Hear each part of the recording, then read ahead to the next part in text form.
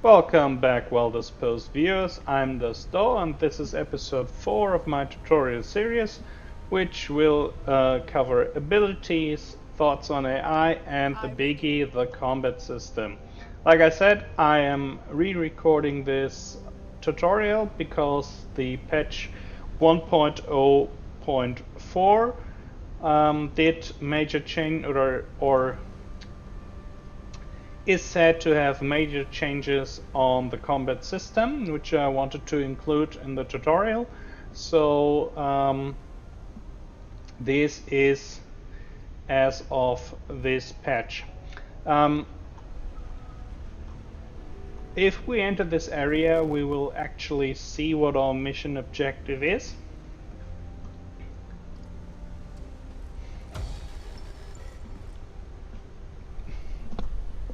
And Sorry for the moment. Got a lot of background noise. What's up? Nothing. Lost a tail by hopping on $1 million yacht. No big deal. Well, we're looking for the reactor. No luck. Traces everywhere, though. It's there, guaranteed. Keep looking. alright, so we have two rooms in here, one containing a secondary mission objective and one containing the primary mission objective. Find proof of the alleged Pakistani nuclear program. If you're a player like me, you will always want to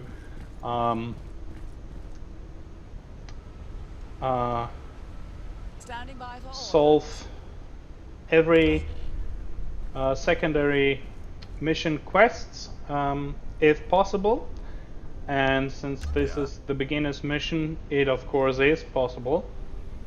And a few thoughts on how to play and how to combat will follow, which is of course the centerpiece of this tutorial. So as you noticed, Canasta is already standing behind the guard down here and waiting.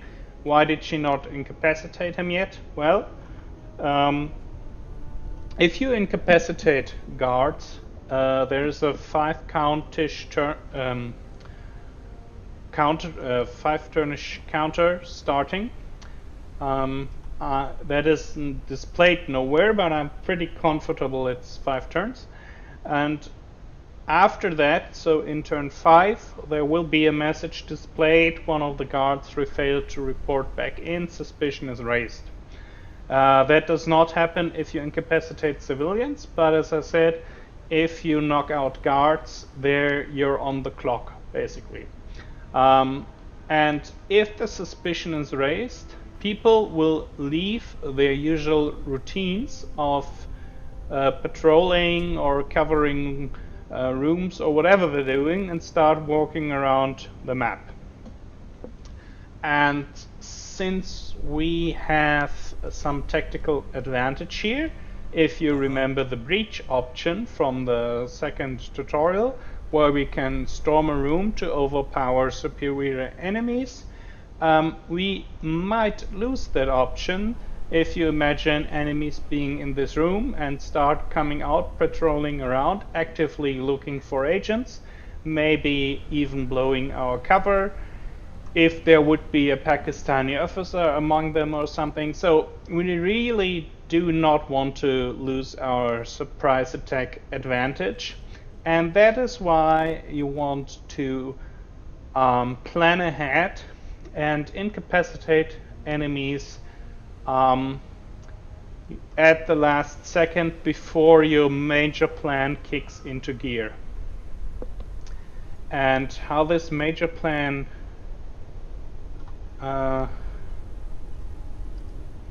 looks, I will demonstrate in a second.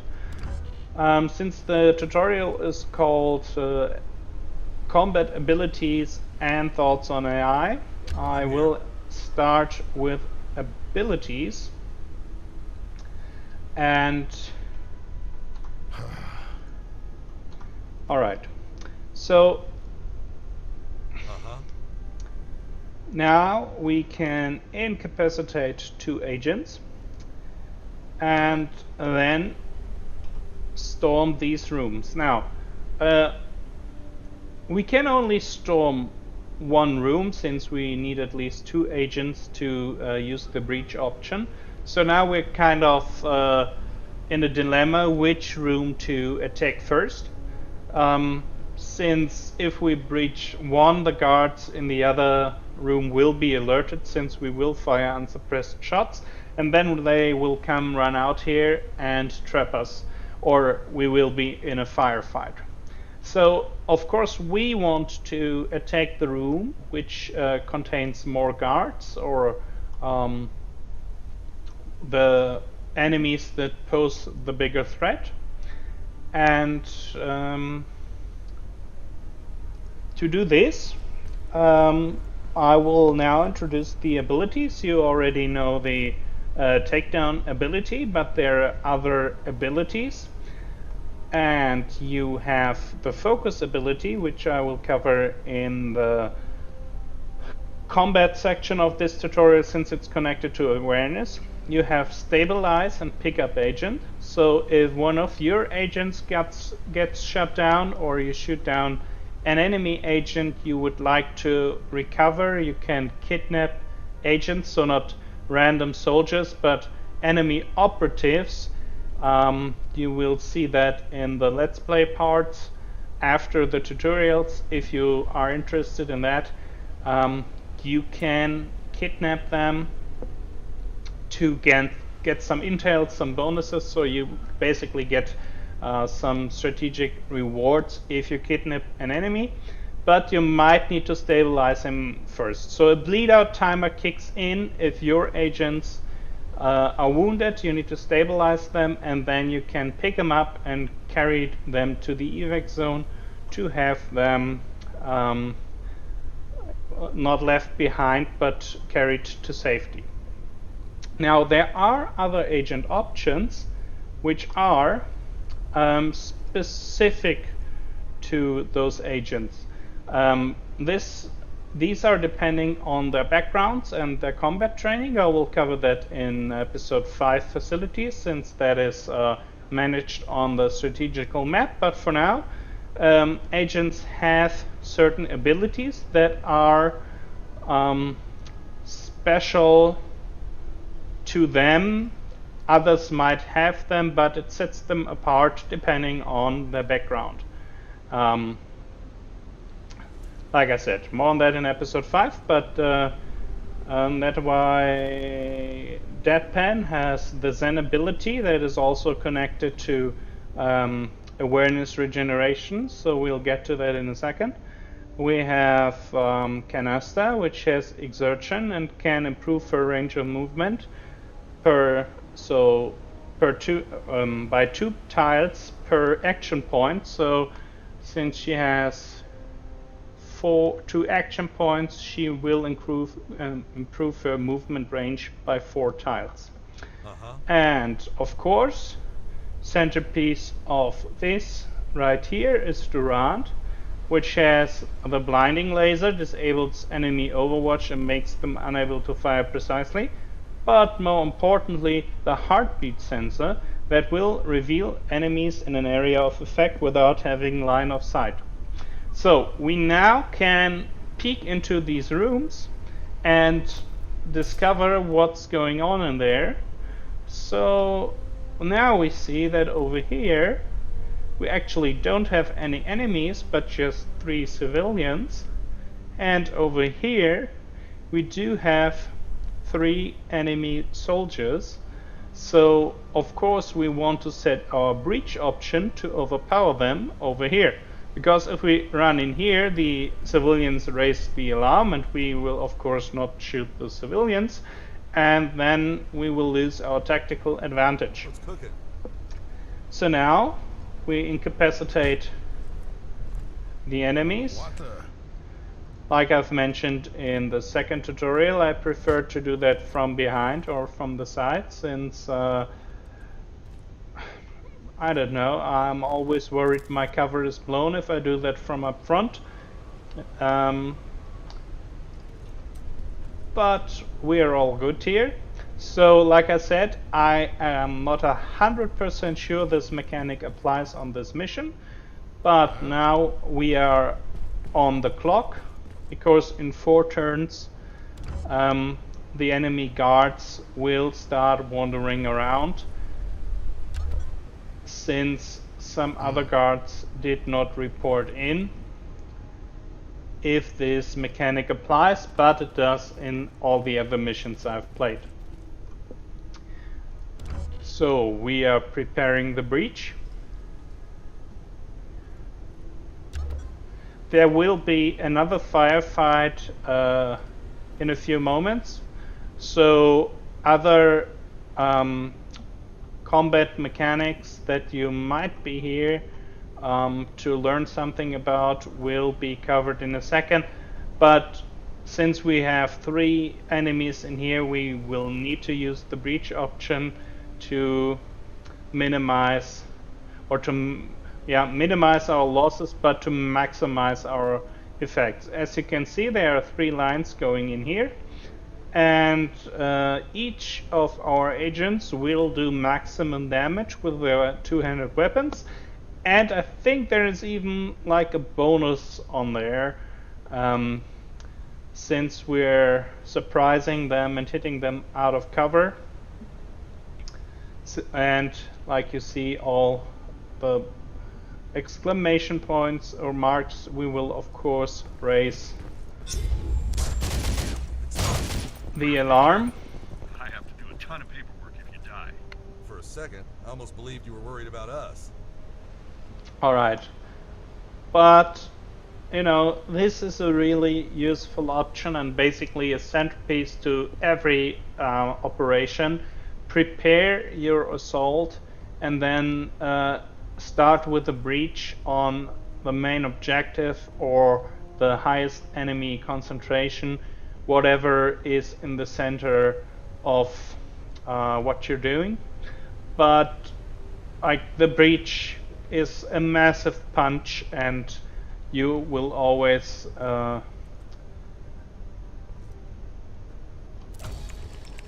work or set it up correctly. Now we have all classified docs, since we have recovered the secondary mission objective.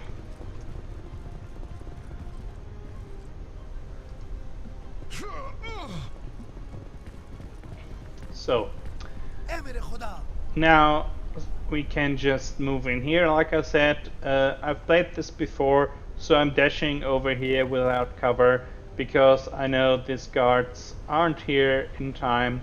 Of course, that would otherwise be a concern not to be out in the open. And since I've played this before, and also actually it is quite obviously from the map design standpoint, as you've noticed, we talked to Bolt earlier, which is flying the chopper, and since there is no real landing space anywhere in the base because of the buildings, the only landing space is in front of the base, which will also make sense for an evac point, not to land in an enemy base. And there is like a way up here and then out of the enemy base. So we will flee over there. Now we are recovering proof of the project. Leslie, Bolt totally owes you $10. We've got a reactor and what looks like a fission device. Then the test is imminent. Get out of there, now. Copy. We'll save some legwork if we jump over the wall from the roof here. Bolt? I heard you. Activate your beacon now. I'll meet you at the LZ. So, since this is the beginner's mission, of course everything is orchestrated perfectly once more, but otherwise discovering an escape route beforehand is of course of vital importance to any agent activity. Now we've discovered the fission device, and The alleged Pakistani nuclear program just became a Pakistani nuclear program, and I'm not completely sure what a fission device is, but obviously we have this seems like a cooling device. I'm not 100% sure, but What the? enough proof for us anyway. I read you. So we will now Away. call in the evacuation team. We should have probably done that last turn when the tutorial told us to, but Hey, it will prolong the combat coming up, which will give me some opportunities to show you some combat stuff. So, of course, we have the Overwatch option, which you know from other games in this genre and the episode 2.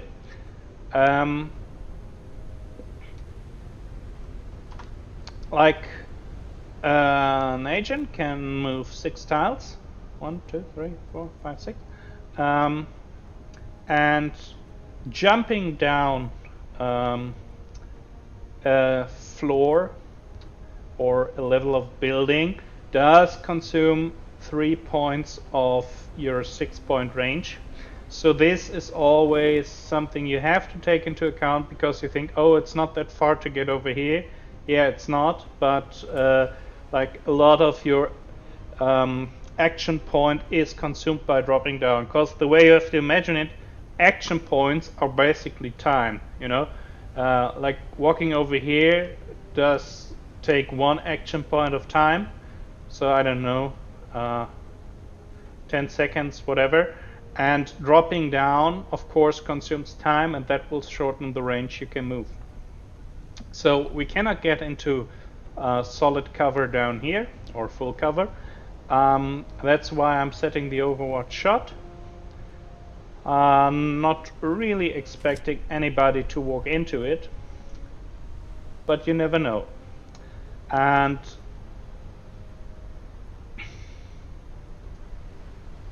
yeah, I'm just gonna go into half cover here. I'm gonna say something about cover in a second when combat starts, but on it.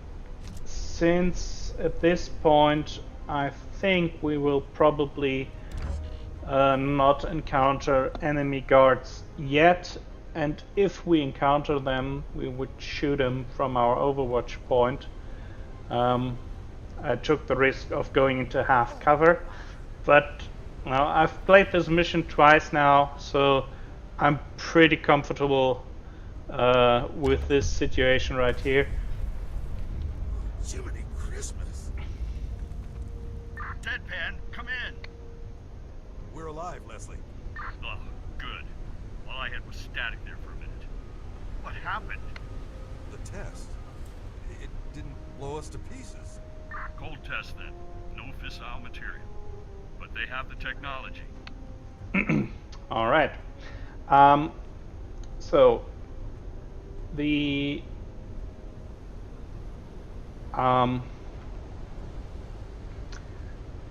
everything went as predicted, but like I said, usually I would have choose full cover. Now,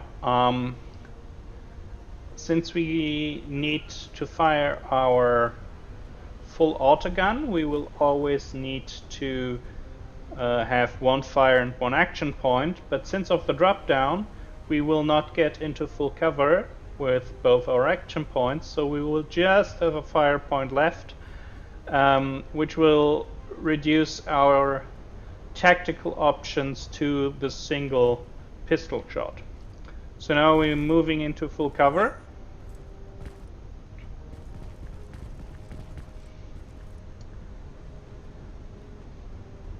Alright, we have 2 guards standing over here, both out of cover, and like you've seen Deadpan cannot shoot with I'm his here. two-handed gun, but he can shoot with his pistol on the guard back there. Now Canasta, she will also need to have her 2 action points, use up her 2 action points to move here, but since she's just carrying a submachine gun, she can use certain fire modes. She cannot use the full auto attack, which will fire 10 bullets. Like I said, action points are basically time. Firing a lot of bullets would take up a lot of time she doesn't have anymore, but she can still use the single and the burst attack. Now this burst, there is a lot of tactical options in these fire modes, since the full auto attack will reduce enemies' awareness. We get to that in a second. And attack burst confers bonus damage against flanked or out of cover targets, like our 2 guards over here. And the single attack shot is just a shot without any bonuses. So now let's get to the biggie, awareness, which is the design choice that really sets this game apart from other games, and I struggled with it at first because I really couldn't wrap my head around it. But now I think I've found an analogy that is very helpful, or a metaphor, to understand what awareness actually is.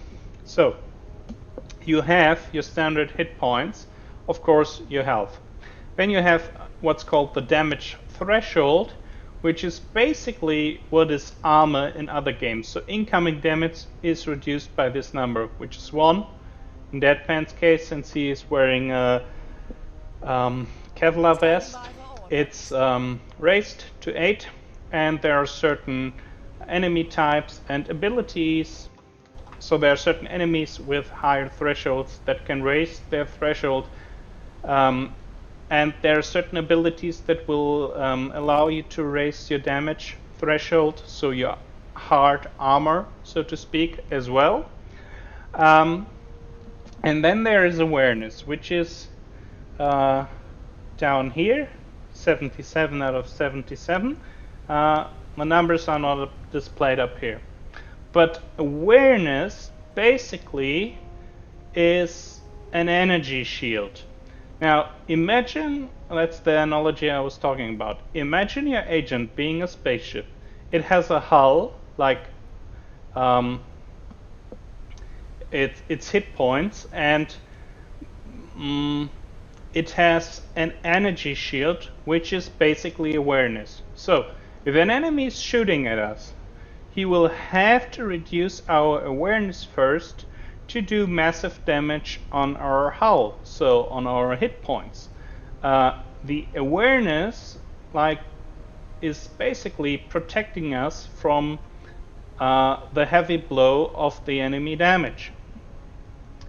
If the enemy is shooting a pistol at us, the awareness will just drop a bit, and we have a dodge chance, since we have enough energy to have like a ward save move. And the combat system, I will get back to that in a minute, but I need to drop some more information. Like in other games of this genre, take for example XCOM.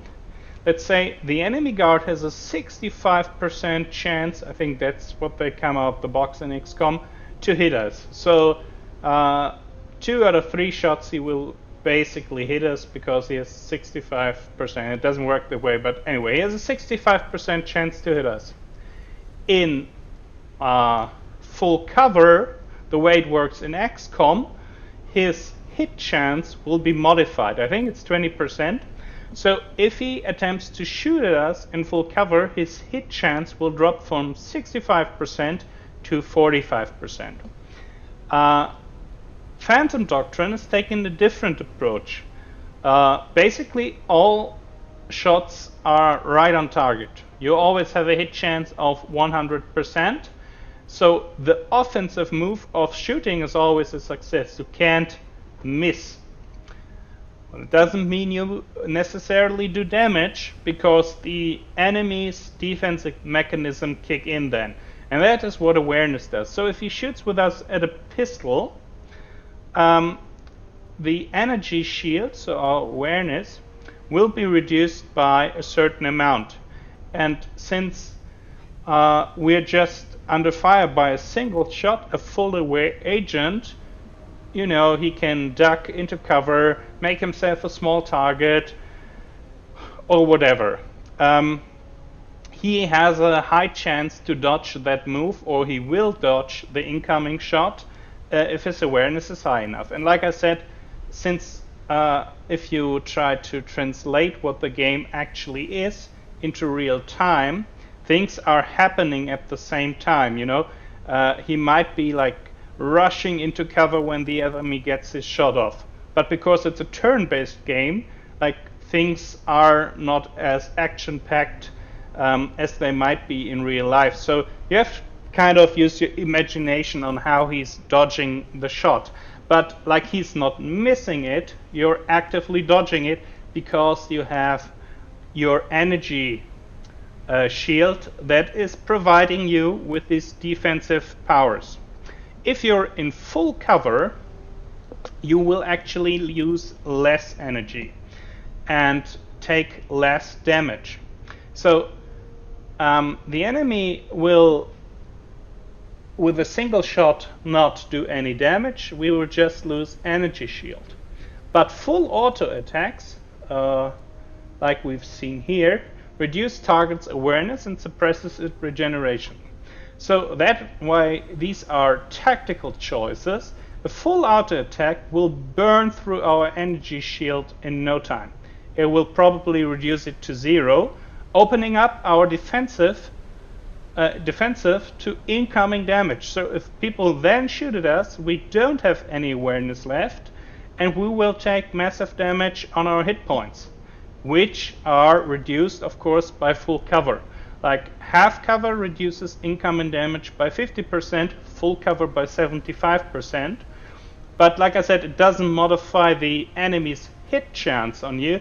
It modifies your loss of awareness, so energy shield, and your hit points. Now, that's of course why it's very important to be in full cover. But the basic play is to fire at an enemy with full auto to reduce his awareness shield when he's in cover, and then start attacking his hit points.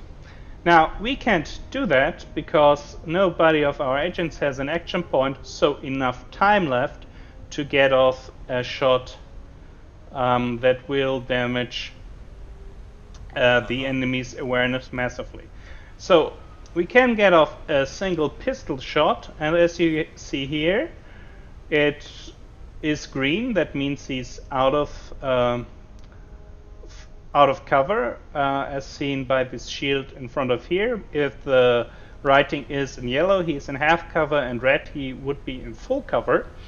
And there are two numbers right here which represent maximum damage and minimum damage.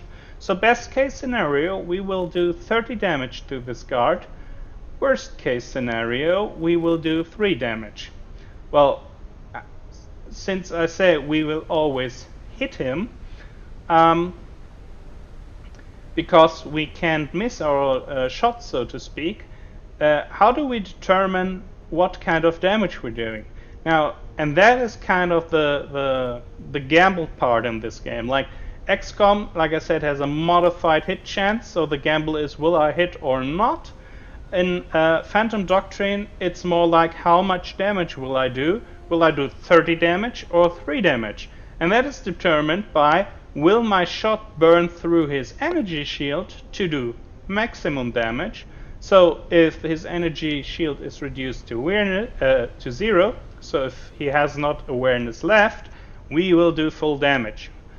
If he still has awareness left, we will only do 3 damage, and shooting a single shot, he might even dodge it completely. But so the gamble is, will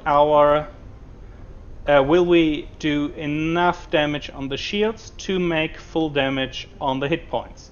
And that is something that you will figure out or get a feeling for right quick. It just takes 1 or 2 missions. I can tell you, with a single pistol shot you will never burn through an enemy's full awareness, so we will do minimal damage right here. That is why attacking enemies that have full awareness, a full auto shot is always the best option to bring down his shields. Now, as you remember, I said certain abilities cost awareness, and this is where my analogy comes back in with the energy shields of the spaceship. Like, remember when in space movies, I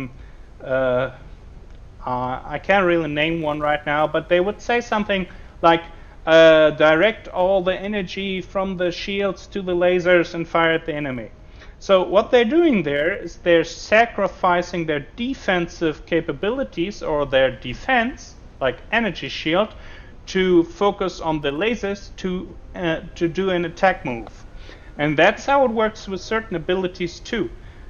We can attempt a headshot that does ignore cover protection but costs awareness. Now, since he's not in cover, it's not going to do us any good, and since he has full awareness, we would still do minimal damage. But if he was in full cover and Canasta could fire a full auto shot, then we would probably reduce his awareness to 0.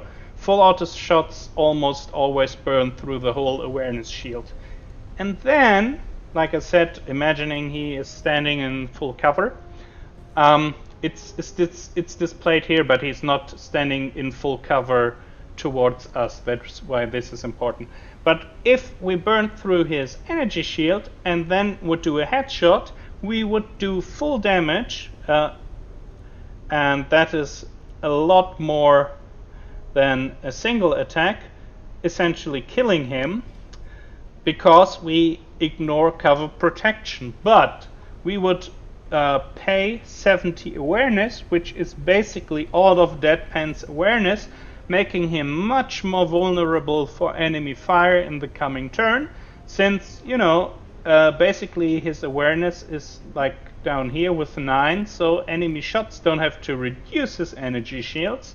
They're already down, so they already hit right into the hit points with maximum damage. So this is really, and like I said, imagining it like this energy shield really helps you get a feel on how awareness works.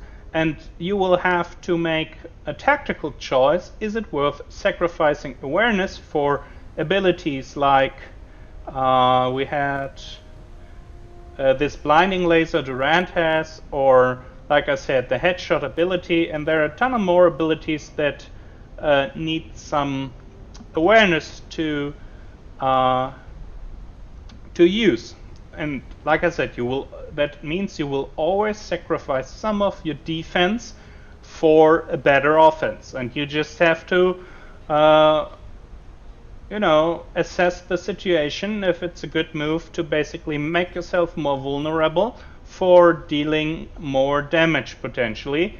And like I said, like the headshot, since he is has full awareness, sacrificing 70 awareness would not necessarily do a lot of more damage, since we will only increase our damage from 3 to 5. So you really have to make up a battle plan. But this is how the awareness resource, so to speak, works. And now we are both in full cover with full awareness, so we're in pretty good shape. But as you can see, this guy over here has a pistol and this has a full automatic rifle. So we want to take out the guard with the full automatic rifle, because the pistol cannot hurt us from if he doesn't flank us. But if he's shooting from over here, we will dodge the shot. Our awareness will protect us. Full auto shots from an automatic rifle, so firing 10 bullets at us, will burn through our shield and basically do damage. So you will always want to take out full auto or carriers of full auto guns first if others are not about to flank you. So we can, and since she has still the burst fire ability, and we will do massive damage on any enemy we flank, we will probably kill him in the first try. Like I said, this is the kind of gamble. I am pretty confident, since he is flanked, that we will burn through all of his shield and all of his hit points. We might, however, we might not. Like, a full auto shot is guaranteed to kill him because that will always reduce it. But I think flanking will also catch him off guard and reduce awareness.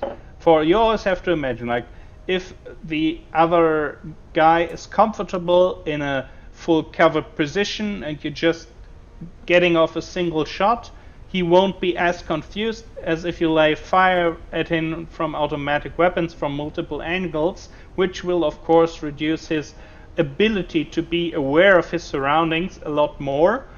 And less talking, more shooting, I guess.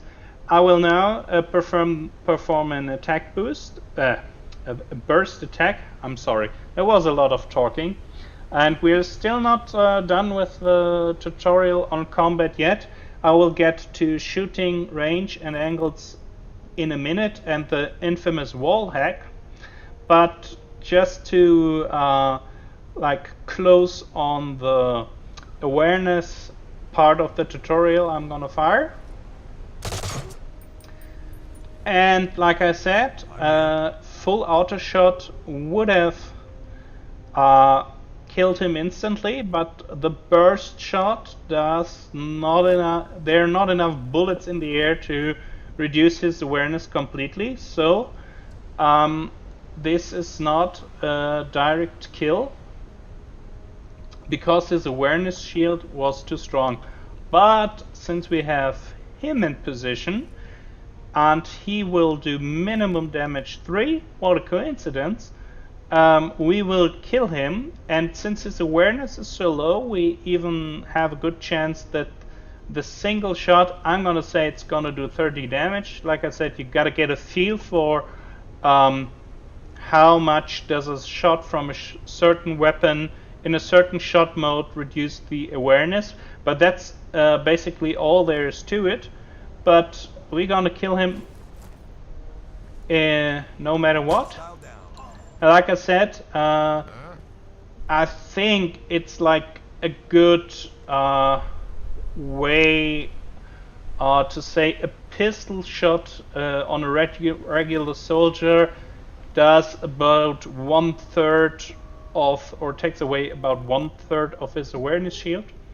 So a single pistol shot is like 1/3ish on the awareness meter, at least in the early game. I don't know, like, if in the late game people get crazy aware. And since you just had like, I don't know, 1/5 or 6 or something left, I was pretty confident that we would do full damage. And okay, that's on the awareness part. And now I am pretty confident, since he only has a pistol, that we won't have, or are not getting any harm from him this turn.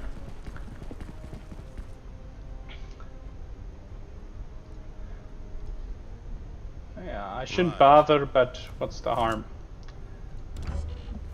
So next turn I will get to, like I said, shooting distances, angles, and the infamous wall hack. Okay. So people are complaining that the enemy is able to shoot from very long distances, and as of the patch notes, they said they addressed that issue, but I can't really tell you now what the maximum shooting damage is range is at this point. Like you see, if I have an Overwatch shot, there is a certain range to this cone that I have to set up, but that is not maximum shooting range. As of before this patch, people could easily shoot you from over here in that position when they have a two-handed gun. So like pistols are always very limited in range, but two-handed automatic guns could fire not about the whole map, but easily 2 screens wide, so easily from over here. And people were complaining about that and saying like the shooting distances are wacky and you get shot from guards you have never seen before from halfway across the map. Well, that's true. In defense of the developers, I think, I have to say that of course, like for this genre, that is a lot of distance. But if you translate it to real life, I don't know. This is 30 meters or something. I don't know how much a tile is. Maybe 50 meters. But combat range of two-handed weapons, of course, is depending on the weapon. 50 meters is easily still in the more effective combat range of a two-handed weapon. You know, with a scope, they go up to, I think, 150 meters or 200 meters. Not effective combat range, but you can still fire on that distance. But like shooting from over here to there, it seems a lot for a tactical turn-based strategy game.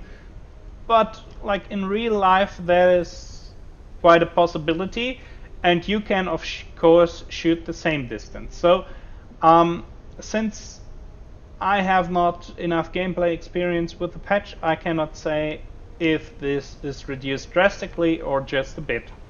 But the bigger issue was the so-called wall hack, and I'm gonna try to illustrate this right here by an example.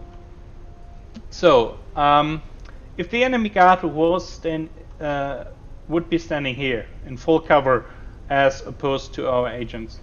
If our agent from here would shoot, and he can shoot, he would send a bullet that would go through the wall. Basically, you know, like this. So if he's standing there in cover, we're basically always shooting through this edge of the wall. And I'm gonna explain now what the game developers' design choice here. So they're saying we're having a tactical turn-based strategy game that is heavily focused on indoor fighting because of the scenario with agents stealing secret documents. It's basically based indoors. So the first mission, of course, like is this big military airbase, but other stuff is going to happen indoors a lot, and we have to kind of trick the game a bit so you can actually hit someone indoors, because otherwise you're standing 3 tiles away from each other. So one would be standing, let's take this stone for a second, we have heavy cover on both sides. So if one is standing over here and the other one is standing over here, they're basically away, I don't know, 5-6 meters, something about that, and they can't hit each other. And indoors you will have always some obstacle, some corner in the way, and tactical combat would be impossible if people cannot shoot at another from a very short range. So the game design choice the developers made is that character is not just standing on the tile he's standing on, like considering when shooting is, if the engine is assessing shooting angles and stuff, but also standing on the 4 tiles next to him. So Canasta is not just standing here when shots are assessed, but also standing here, here, here, and there. And they're saying people are peeking around the corner and stuff, so they are basically not just hunkering behind the cover, they will pick out here. That is why they are also considered to be on adjacent tiles. Now, that I'm going to explain a bit more because that does seem odd at first. But as you have noticed, Canasta always did a sidestep out of her cover because, I mean, she would basically shoot, if she would have shot in a direct line, she would have just hit the rock right in front of her. So offensive moves with shooting, you sidestep to create a field of view. Like I said, in one of the 4 direct adjacent tiles, that does not work for the tiles that are not north, south, south, east, and west, but that are like across here. That does not work with them. And like offensively, you can sidestep into each of these tiles to get your shot off. And defensively, now we're back at this guy that is allegedly standing over here. It is the same. So he can obviously not step over there, but for the shot assessment, it's considered that he is peeking over here, here, and here. So since there is no way you can say if he's peeking around the corner to keep an eye on our agents, he is not moving a full tile, of course, but maybe like 1/4 or 1/8. Yeah, but there are no 1/8 tiles in this game. There's just a full tile. So if he's peeking around the corner, he's considered to be, which he is automatically, he is considered to be on this tile as well, because you can't say, well, he's just like a little bit on this tile. That's nothing like, that's not how the engine works. They are full tiles, either you are on a tile or you're not. And so like you sidestep offensively, you also sidestep defensively to be able to be hit in cover. And like I said, in closed rooms with a lot of obstacles, this is supposed to improve the flow of the game. So this soldier would be considered to be here, and if our soldier sidesteps here, and this soldier is also to be considered to peeking around the corner and to be on this tile, if you draw the shot line, then you will see that there is actually no obstacle in the way, well, the fence, but even though the engine shows you or the animation looks like we're shooting through 2 solid walls to hit the enemy agent, what's actually happening is we're sidestepping, and the guy peeking around here is also a bit out of cover, but just enough to be hit down here. Now that is the that is how the there is the impression people are shooting through walls without a direct line of sight. That's how the game developers explain it. I will link the Creative Forge Games developers blog that has an article on this issue with some drawings and screenshots if you are more into this issue. And I mean, you can of course dislike and criticize it. I haven't played enough to give a final voting on the mechanic. I'm just telling you how the developers imagine the game choice working, and why animated shot through walls are how the game is assessing stuff, actually not going through walls. And of course, if you say, you know, you have every right to dislike the design choice, but in this tutorial, I want to explain how this works, so you have actually some like less trouble with this issue. Of course, if he sidesteps here, he's still considered to be in full cover. You know, he's not like walking out of cover and being hit without any damage reduction. So he will still profit from all the bonuses in damage and awareness damage reduction that he would have over here. So this is the combat tutorial on awareness and shooting. In the Let's Play episodes, of course, if the moment arises, I will cover that issue some more. If there are good examples, since I don't think we're gonna shoot through a wall here, but I'm just saying it's important for you to at least understand how the game is assessing angles and shooting percentages and stuff. And if you like the design choice, is a whole another thing. So now I'm gonna have some thoughts on AI.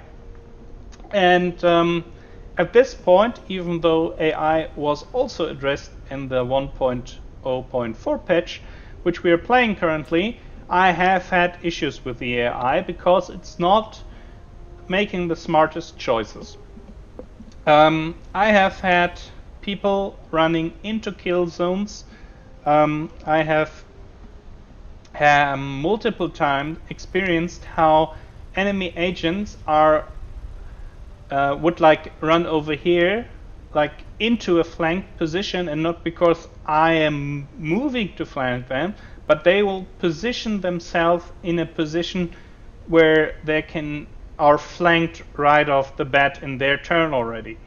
And I have to say, they said issues were addressed in the patch, but him running from over here, I can't remember, somewhere from these two tiles, over here, he is not flanked directly, but I mean, he should have at least get over here into half cover, since he did not even take a shot. I don't know, 1, 2, 3, 4, 5, 6, 1, 2, 3, 4, 5, 6. Yeah, he probably just couldn't get over here, but at least he should have taken at least half cover, you know, right opposite to us. I mean, now he went into full cover, but he's in a flanking position. And I think the AI issue still needs some fixing, especially, like I said, I played this mission twice before.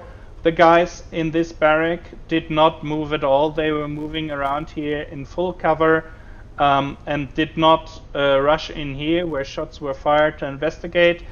We had a firefight over here. They did not come out to aid their comrades.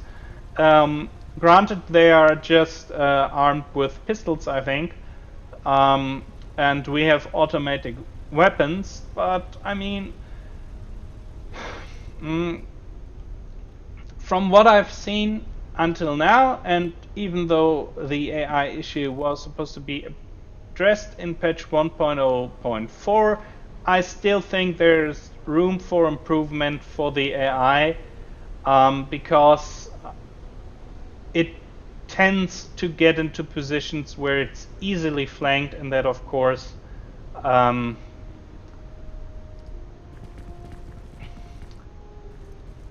somehow hurts the game a lot. Because you see now we can fire from here, and we can actually, since we have our action points remain, so we can have our full auto shot that does, like I said, a ton of awareness damage. So even though minimal damage is 40, we are gonna burn through his awareness and do full damage.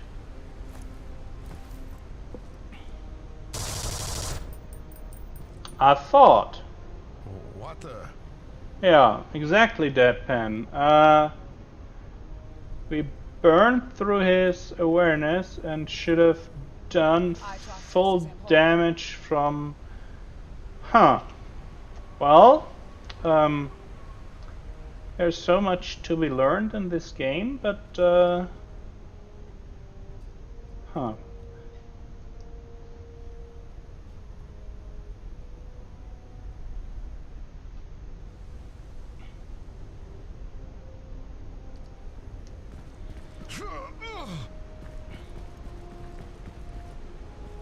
I think it's the first time that I've ever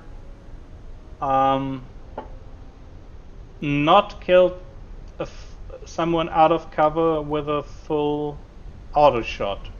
That's why I'm kind of irritated right now. I don't know if it's part of the patch or up to this point it was always a sure hit. And of course now, since he at least did not have any awareness left whatsoever, we got in the killing shot with 7 damage and did not like 0 damage. And one last thing, I skipped the equipment down here. Equipment, each of your soldiers can carry 2 items.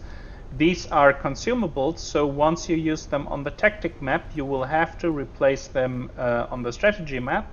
And it's not like you have an infinite amount of these. Each of these equipment items has to be crafted, and after it being consumed, it is quite a costly process to reforge them or rebuild them. It takes a lot of time and money, so using an equipment item on the tactical map is something that you should assess very carefully. Of course, it's always worth using a grenade or something that saves your soldier's life than them being killed or hurt. But you don't want to throw them just for fun, because there's actually a lot of costs involved. Talking of grenades, the adjacent tile mechanic that I just talked about for shots, or the assessing the shots, that does of course only apply for shots. So if a grenade has like this round shaped area of effect, hits here, that does not concern our soldiers. So for grenades, they would have to actually be, it's only on the tile where they're standing. So this adjacent tile mechanic only applies to the assessing of shots, not for grenades. Should have mentioned that in the adjacent tile mechanic stuff, but I forgot. I'm sorry. So now we're just in case have another Overwatch cone set, and like I said, I called the evac too late, so we're stuck here one more turn. Enemy reinforcements arriving. That is also a mechanic that is I don't know if it's special to this game, but let's say it's different from XCOM. Reinforcements will arrive, I think, every 3 or 4 turns, and will never stop. So there is a constant arrival of new enemy waves of soldiers.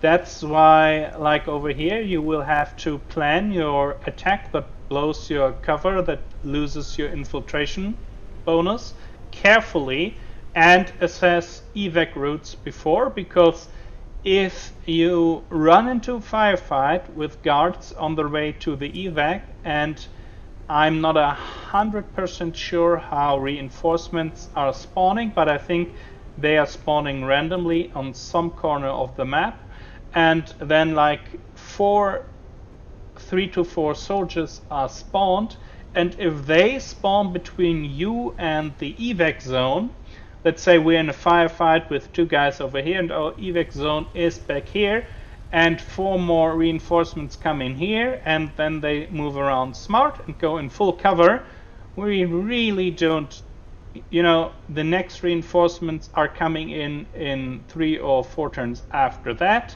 We're not going to blow out 3 or 4 enemy agents out of full cover in 3 turns with our 3 agents. That's probably not going to happen, and we're going to take some damage. And if the next reinforcement waves also spawn somewhere in this area, it's going to go south real quick. So that's why it's important to assess those things beforehand, and not like stay around and gain some bonus experience by killing enemies and stuff. I've not made or I've not had good experience with that, because like I said, reinforcements often are at least 2 guys with full automatic guns, and if they fire in your cover, you will always lose some hit points. And Let's do this. yeah, so actually we would have gotten out in a perfect run. Now I have to hope that enemy reinforcements are not incoming. But like I said, I can't grasp how of those 4 or 5 guards that were in this area, only the 2 standing closest to our escape zone are actually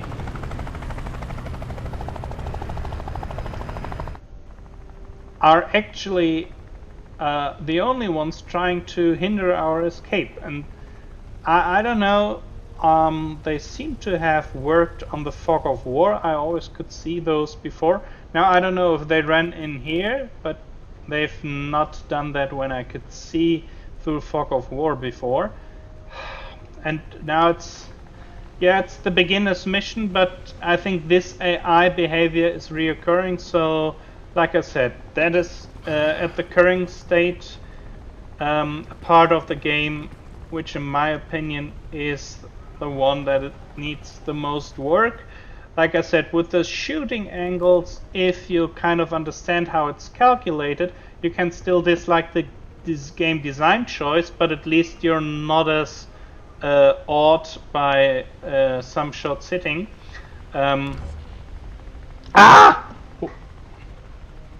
What did I do? I'm sorry.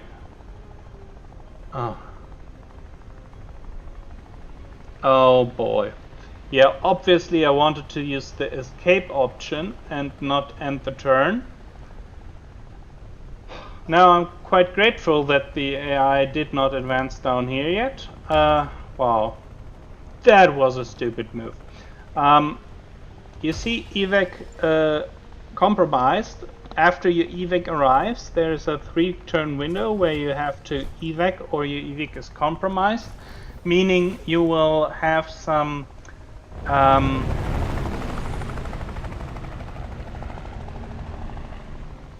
encounter some negative effects on the strategy map that I will cover in the 5th episode, so the one that's coming directly after this one. But I will always include in my tactical missions the after action report, where we can see what we've looted and level the soldiers and stuff, because that is still something that I consider to be attached to the tactical combat.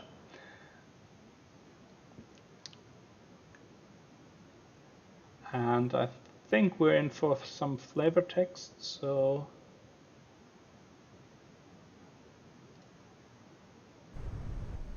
Okay, so that's what we've looted: 2 bulletproof vests, 2 pistol suppressors, and 38.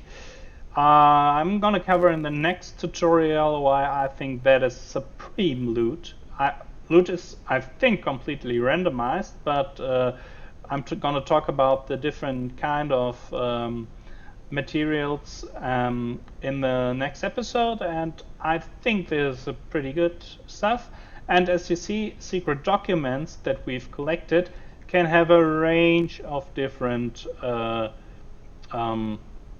bonuses or stuff uncovered. So we have intel, which is also discovered.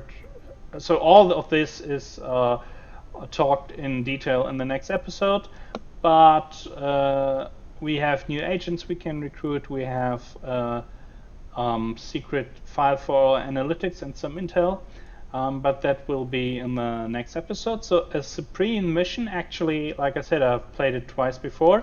I've always had some bruises, so this is the first time I actually got out of there without any taking any hits. Vendor's on the line. Someone must have told him about our little trip. Put him through. Agent Deadpan, I regret to inform you an inspection of your operations is imminent. Why is that? Hard to be sure, but my money is on the allegations of an unsanctioned operation in Pakistan. I literally have no idea what you're talking about. Leslie isn't your handler anymore. I am. Keep ignoring that, and you'll lose the squad. Fender out. This might be bad timing, but you have a package from Leslie in operations. Okay, since I'm gonna cover the analytics part in the next episode, I'm also gonna give a quick recap on the story so far in the next episode. So all this screen and the different facilities will be part of the next episode. I hope you've enjoyed it so far, and especially that I could shed some light on the combat and shooting mechanics. And if you have questions on that, post it. Like I said, I've linked the developers blog of Creative Forge Games, and you can also look in there to uncover or like have it explained a little differently maybe, but I hope I see you in the next episode.